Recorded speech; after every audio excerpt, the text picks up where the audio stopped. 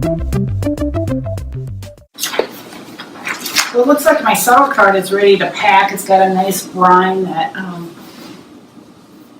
was made during the salting process. So when you pack a container, you're going to pack it about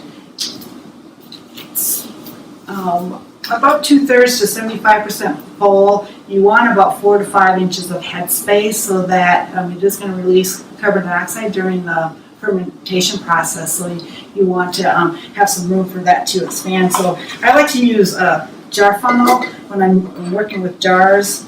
And the big thing that you want to do is when you're packing it is get rid of those air bubbles.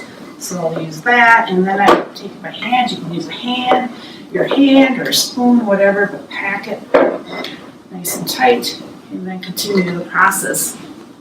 If you don't pack it more than 75% full, you'll leave too much oxygen, and then your fermentation process won't work.